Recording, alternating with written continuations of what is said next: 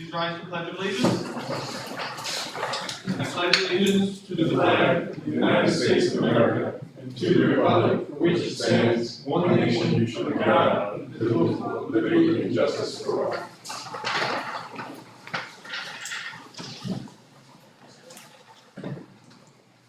All right, good evening, everyone. Good evening, everyone. We have our second budget work session today, but before that, I'm going to ask Dr. Bernardo to, as we start each meeting, to give us a little update on reopening and our response to COVID. Good evening, everyone. We are almost upon April, and we're looking very forward to it, and doing the best we can as we prepare for spring exams. We've got what I consider bizarre news, that the federal government still hasn't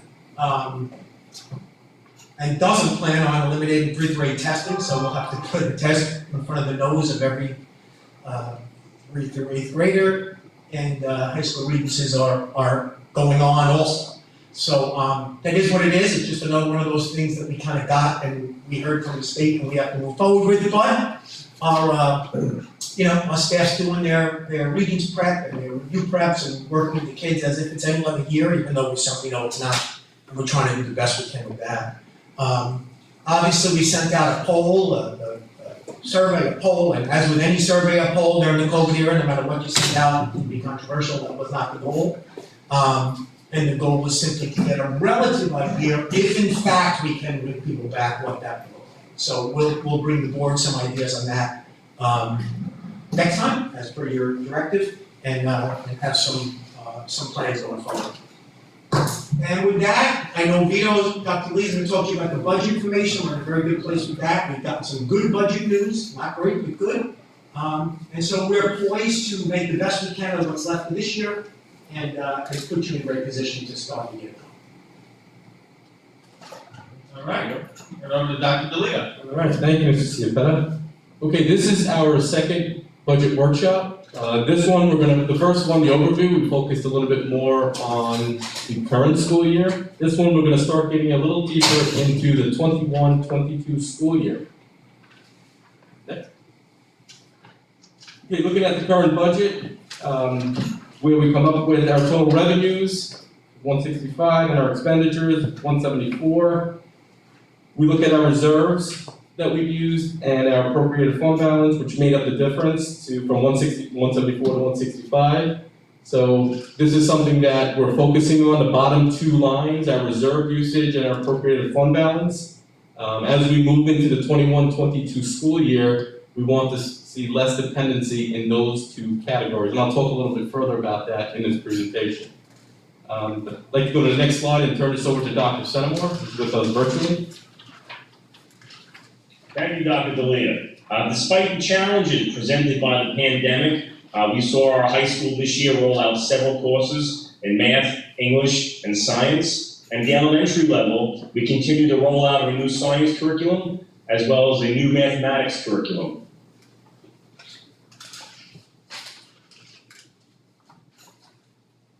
This has been a big year for technology. We purchased several Anatomage tables. One of those tables had its cost offset through a Smart Bond initiative. You're well aware that we did get Chromebooks for K through 12, but we needed to supplement the number of the 612 devices that had become obsolete and were malfunctioning, and we were able to do that. And we've done a tremendous amount of upgrading our infrastructure and our networking, to support all of our technical initiatives. Okay, for facilities for the 21-22 school year, we're planning on using $786,000. That's basically in maintenance and repairs.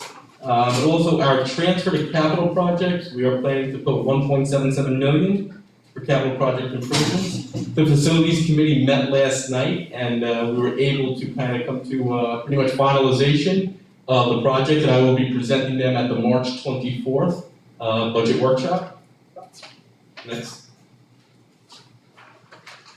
Also, as I've spoken about previously in the last workshop, our facilities committee is very proactive, very aggressive, and we're working with our Johnson Controls and an energy performance contract and we're looking to have this work start this summer, and basically include boilers, solar arrays, and light security lighting. So we're looking for that to start this summer.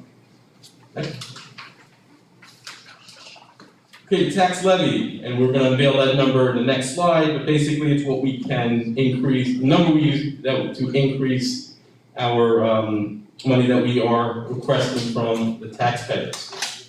Next slide. Our tax levy number for the 21-22 school year is 1.99%.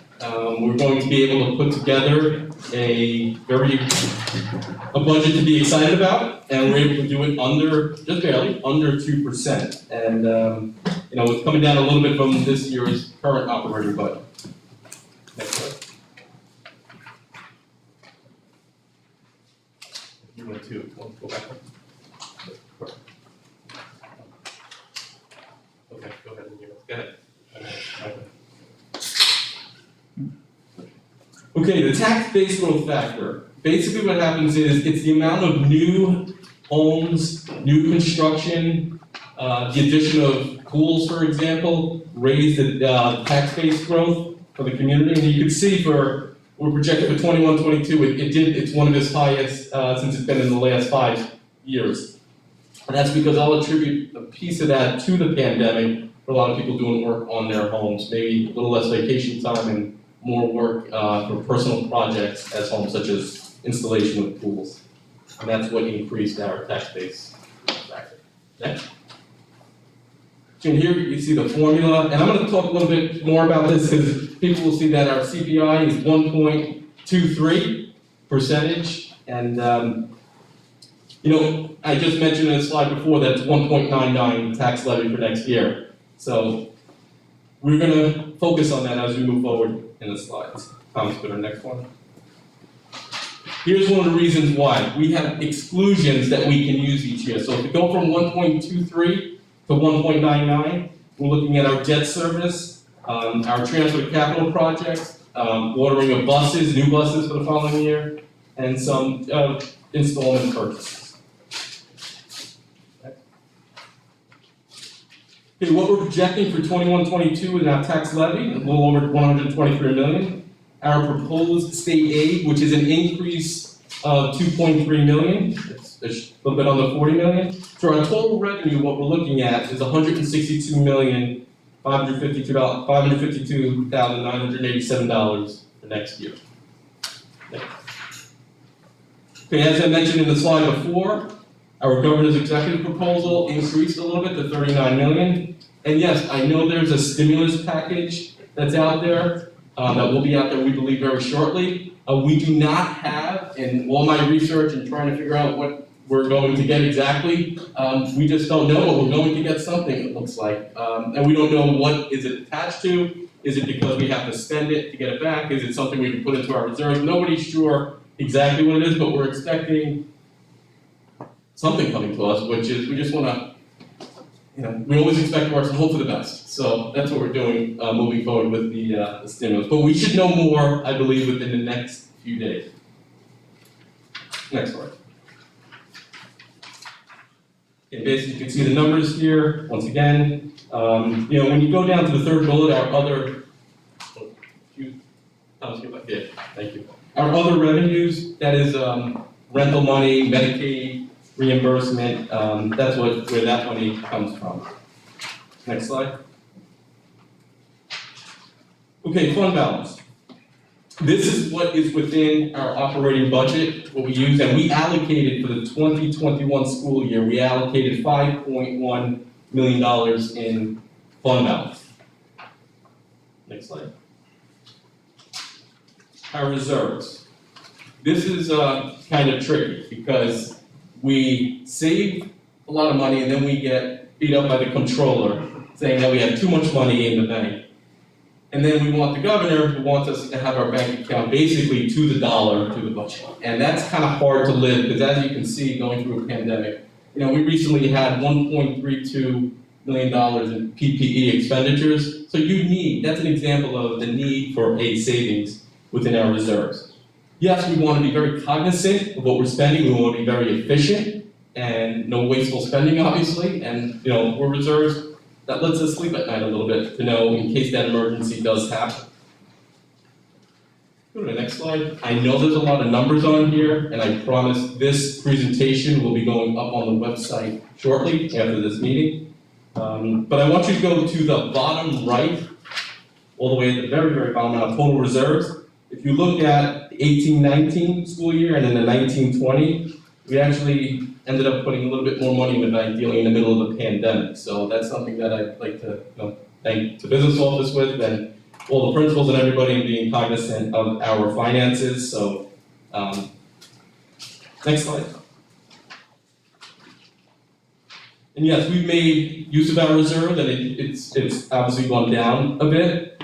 As I mentioned earlier, we want to be less dependent on and moving forward on using our reserves and, with fund balance. The less dependent we become on that, the better the budget, the more stable the budget, and because we can't rely each year on what state aid will bring us. And I know last summer, we were hearing 20%, and that would have been close to $7.5 million for South Huntington. So that never materialized, we're very fortunate, and we're actually hoping here to see how much money are we going to get in the next few days. So you can see how this is an emotional roller coaster as a business official, especially going through this pandemic and managing the finances. But hey, I'm very thankful for where we are at this point.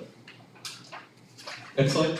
And this is just a graph showing you the trend. Now, I know we stated that closing the books for the 19-20 school year, we were at a little $31 million, and it looks like this is a projection, a worst case scenario being down to between 26 and 27 million. But that could change based upon, there's also a legislative budget that will be coming out at the end of this month that we usually end up getting a little bit of extra money from the state.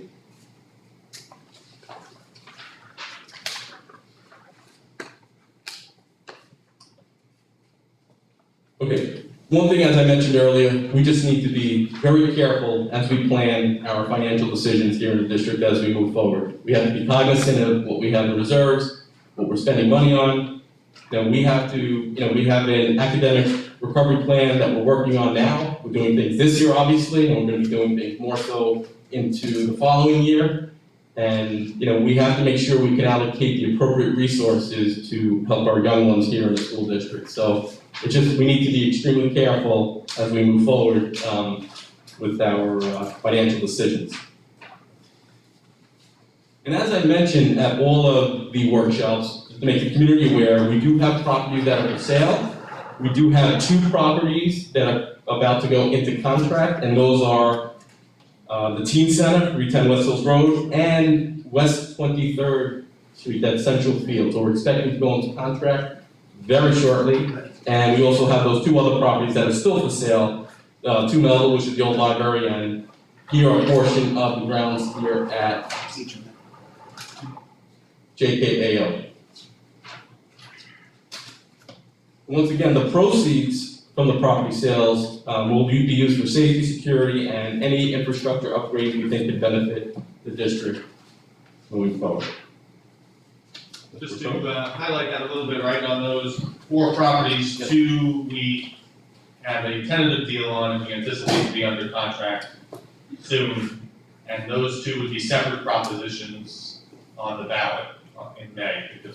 Correct. We will need community approval to actually sell those properties. We do have 2 accepted offers by the board. Our next piece will be for the contracts to be accepted based on the board approving it, and then at the very last stage, May 18th, there will be a community vote separately on each property that is potentially going to be sold. And it's the Teen Center and Central Field where we have the accepted offer. Correct. Thank you. To close tonight's second budget overview, the notable goals for 21-22 are to continuously strive for academic excellence, supporting implementation of elementary, secondary curriculum offerings, facilities, and technology enhancements. Also addressing unfinished learning, which has begun with the creation of building-based committees to offer input towards developing a K-12 academic recovery plan. On the slide, we have the upcoming presentation dates. Our next board budget work session will be on March 24th, 2021, followed by April 20th, April 27th, and May 11th. Thank you. Thank you. Thanks, Bob. Good. Any, were there any questions for Cabinet on the presentation?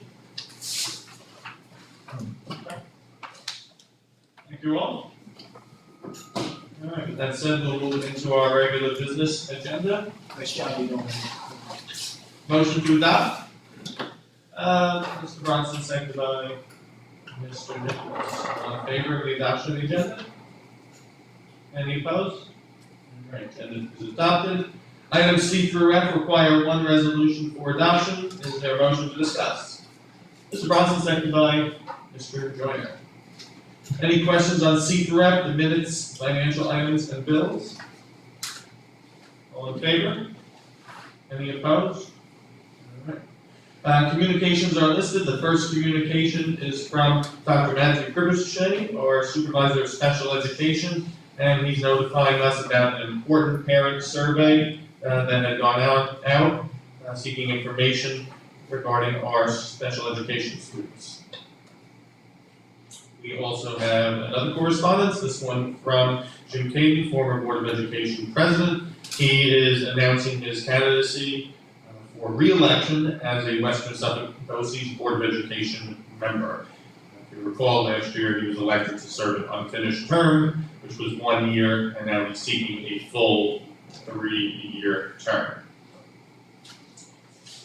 And finally, we have correspondence from Western Suffolk BOCES with their budget and vote time schedule. April 27th is the date for component districts to vote on the Board of Education positions and the administrative budget, and that's when we have a special Board of Education meeting to coincide with that. Okay, moving on to new business. New business item number 1 is a donation. Motion to discuss. Mr. Bronson, seconded by Mr. Nicholas. This is a donation from Staples on Jericho Turnpike, very cool thing. And they were donating backpacks that are valued almost $2,000. So 295 backpacks were delivered to the James Caden building on Monday, March 1st. I remember when I went in there last week, I made a donation towards it. So they asked you when you went to the register if you wanted to make a donation. So very cool thing. Were there any questions on the donation? All in favor? Any opposed? Donation is accepted, and we thank Staples for their generosity and support of our school district. Item number 2 is a request to remain in South Huntington. Motion to discuss.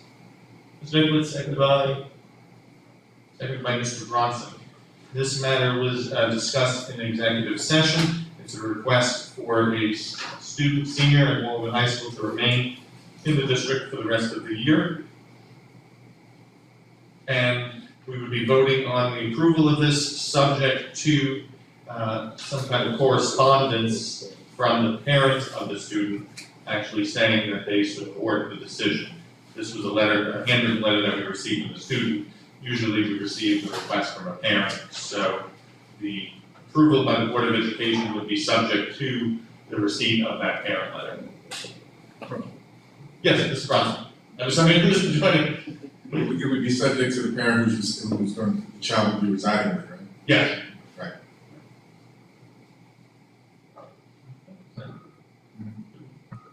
Okay. Now we'll take a vote. All in favor? Any opposed?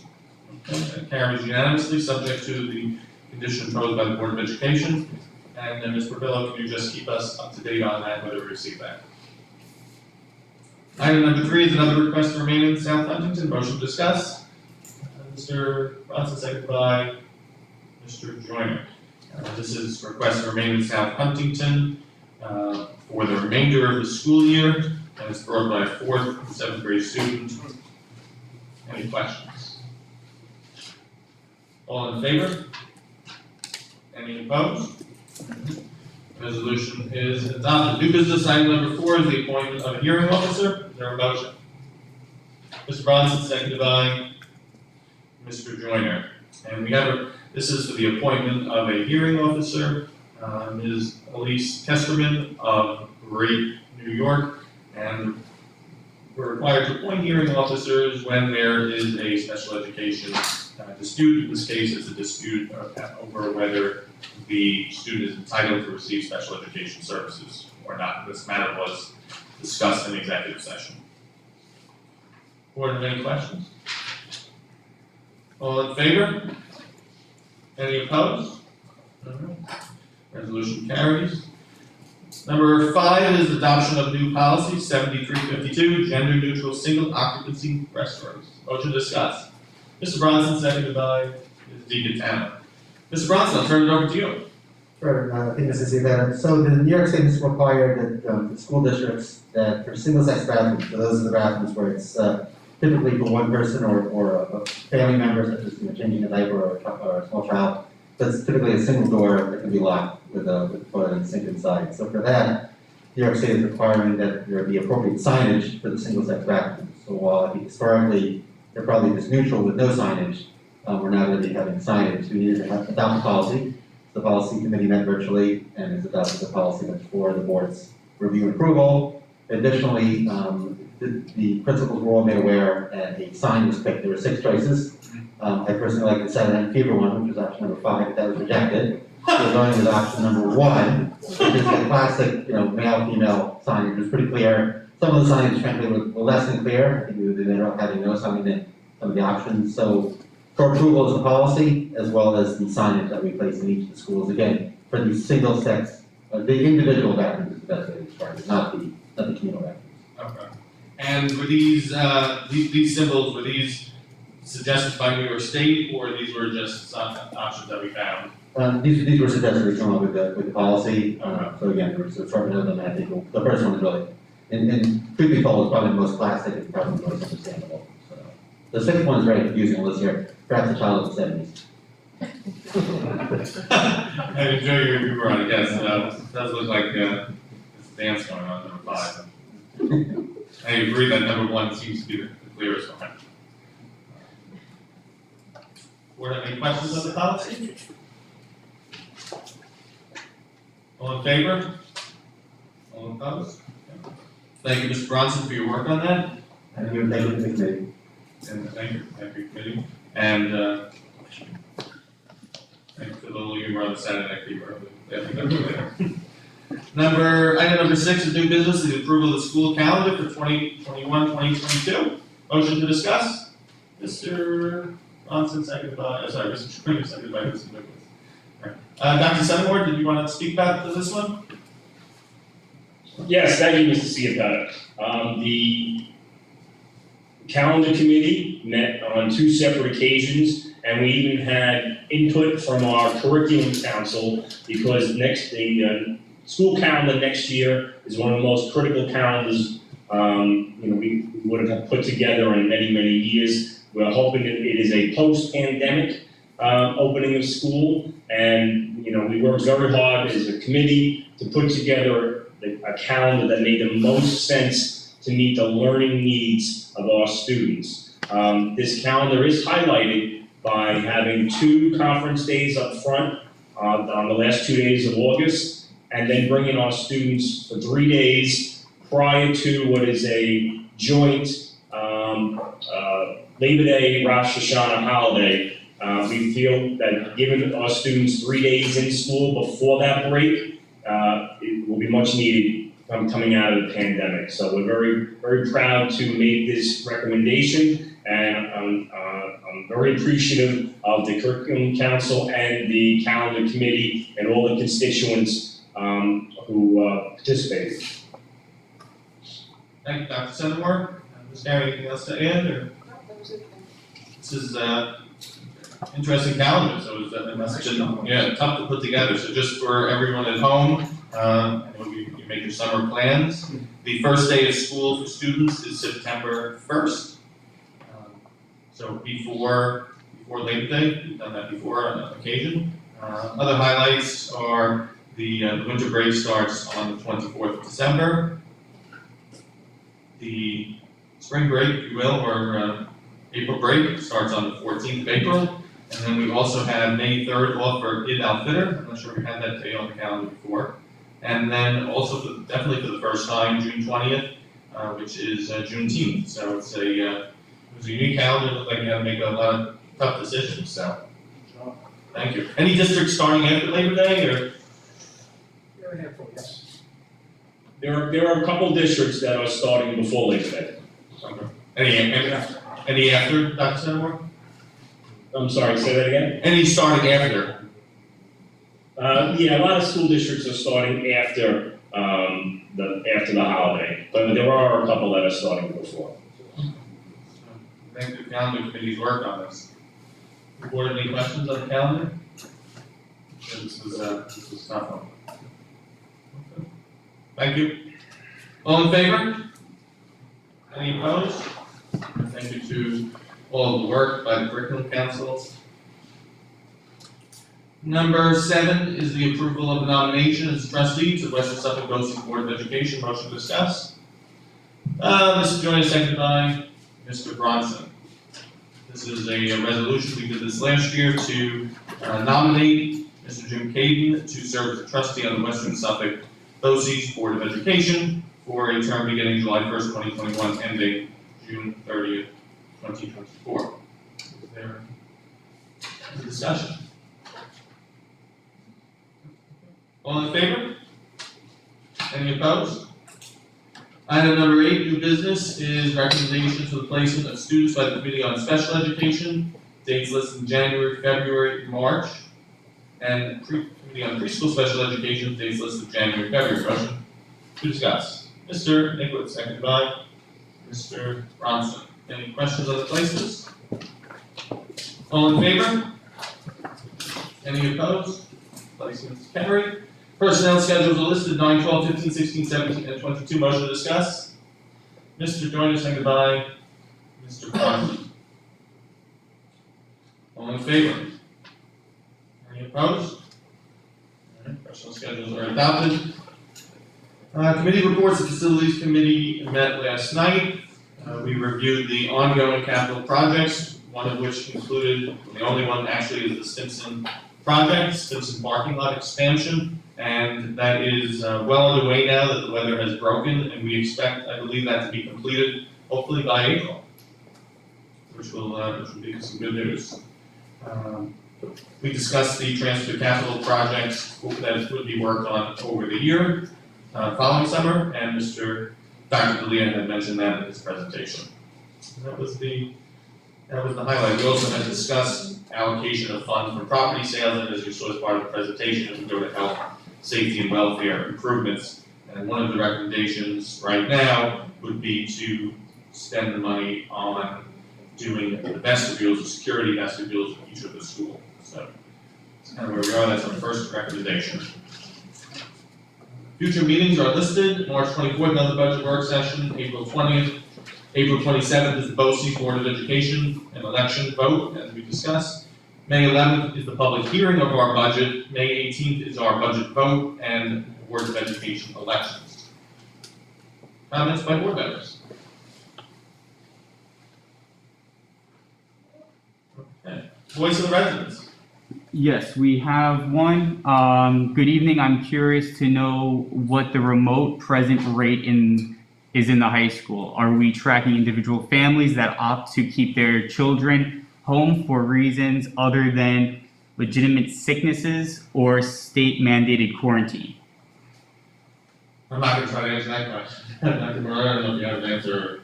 I'm not sure I understand the question, but. Families have a variety of reasons that they're allowed to keep their child home from school.